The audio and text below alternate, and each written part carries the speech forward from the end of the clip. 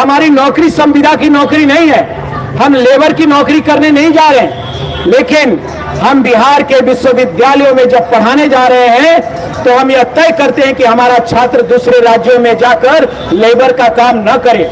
लेकिन जब शिक्षक ही लेबर बना हुआ है बिहार में, तो हम बिहार की जनता को क्या कहेंगे? जिसको बिहार का निर्माण करना है वो आज सड़कों पर। मैं कहना चाहूंगा, आपने उम्र सीमा को समाप्त कर दिया, आपने तय कर लिया कि हम उम्र को घटाकर 43 कर देंगे। यूजीसी के किस रेगुलेशन में 43 उम्र की चर्चा है?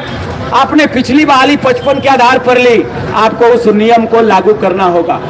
और पिछले 30 साल का अगर गणना करें तो बिहार में मात्र 3 से 4 बार बहाली हुई है, और जितनी बार बहाली हुई है उतनी बार नियमावली को चेंज कर दिया गया है। मैं पूछना चाहता हूं कि ये नियमावली चेंज करने का अधिकार आपको बार बार कौन देता है? मैं सभी शोधार्थियों को, पीएचडी होल्डर्स को, रिसर्च स्कॉलर को और अतिथि शिक्षकों से कहूंगा कि हम बिहार में अस्थायी बहाली की मांग करें। अगर बिहार में अस्थायी बहाली आती तो इस तरह का दुविधा और द्वंद्व पैदा नहीं होता। ये एक ऐसा पोस्ट है, असिस्टेंट प्रोफेसर का पोस्ट एक ऐसा पोस्ट है जो संविदा को शोभा नहीं देता या अस्थायित्व को शोभा देता है। हमारी नौकरी संविदा की नौकरी नहीं है, हम लेबर की नौकरी करने नहीं जा रहे हैं, लेकिन हम बिहार के विश्वविद्यालयों में जब पढ़ाने जा रहे हैं तो हम यह तय करते हैं कि हमारा छात्र दूसरे राज्यों में जाकर लेबर का काम न करे। लेकिन जब शिक्षक ही लेबर बना हुआ है बिहार में, तो हम बिहार की जनता को क्या कहेंगे? जिसको बिहार का निर्माण करना है वो आज सड़कों पर। मैं कहना चाहूंगा, आपने उम्र सीमा को समाप्त कर दिया, आपने तय कर लिया कि हम उम्र को घटाकर 43 कर देंगे। यूजीसी के किस रेगुलेशन में 43 उम्र की चर्चा है?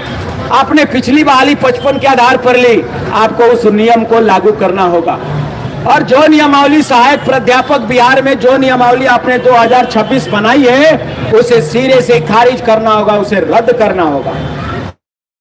से कार्यरत हमारे बड़े भाई अतिथि शिक्षक जिन्होंने कोरोना काल में अपना समय दिया, जो कॉपी चेक करते हैं, टाइम पर एग्जाम लेते हैं और आप 11 महीना में एक बार उनको वेतन देते हो, उनका सेवा समायोजन करो और बिहार के डिग्री कॉलेजेज में उन्हें भेजो। अगर आप चाहते हो कि ये बिहार के डिग्री कॉलेज लालू प्रसाद यादव जी के जिस आप चरवाहा विद्यालय का मजाक बनाते हो, कहीं आपके 211 डिग्री कॉलेज चरवाहा विद्यालय बनकर न रह जाए। मैं कहना चाहूंगा बिहार के सभी अभ्यर्थियों से, बिहार के सभी रिसर्च स्कॉलर से, सभी पीएचडी धारियों से, अतिथि शिक्षकों से कि हमारे मुद्दे सेम हैं।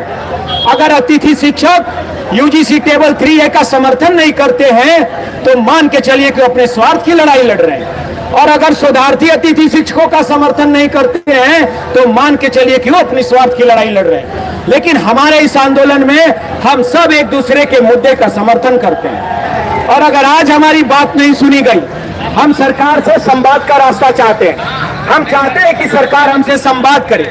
अगर सरकार हमसे संवाद नहीं करती है तो 25 तारीख को पुनः संपूर्ण बिहार के युवाओं को पटना में आमंत्रित किया जा रहा है। संपूर्ण बिहार के अतिथि शिक्षकों को भी हम आमंत्रित कर रहे हैं। संपूर्ण बिहार के रिसर्च स्कॉलर को भी हम 25 तारीख को बिहार में गर्दनी बाग में आमंत्रित कर रहे हैं। हम चाहते हैं कि आप सभी लोग 25 तारीख को गर्दनी बाग पहुंचे और अपनी संख्याओं को, बस में जाने वाले सभी यात्रियों से कहना चाहते हैं कि यह सरकार बिहार की शिक्षा व्यवस्था को बर्बाद कर चुकी है। मैं कहना चाहता हूं, जो पुलिस प्रशासन वहां बैरिकेडिंग करके खड़ा है, हमारे जितने मित्र जाएंगे, चाहे शोधार्थी जाएंगे, चाहे रिसर्च स्कॉलर जाएंगे या अतिथि शिक्षक जाएंगे, हम सब अनुशासन के साथ आज वहां पर बैठेंगे और तब तक बैठेंगे जब तक सरकार के प्रतिनिधि से आज हमारी वार्ता नहीं हो जाती। हमने वार्ता के लिए शर्त रखा है, हमने शर्त रखा है कि वार्ता में मुख्यमंत्री बैठे, ये दीपक कुमार एसीएस बैठे, गिरीश चौधरी बैठे, मुख्य सचिव बैठे, ये सारे लोग वार्ता में बैठे ताकि पोल खुले कि इसके लिए जिम्मेवार कौन है और गलत कौन है। क्योंकि एक दूसरे के पीठ पर जो आप खेल खेलते हैं वो खेल बंद करना होगा। इसलिए मैं बिहार के तमाम अभ्यर्थियों से आग्रह करूंगा कि आज इस आंदोलन को हमें अनुशासन के साथ सफल करना है और सफल करते हुए हमें कुमुद पटेल के आमरण अनशन के चीजों को, आमरण अनशन को सार्थक बनाना है। बहुत बहुत धन्यवाद। जय हिंद, जय भारत।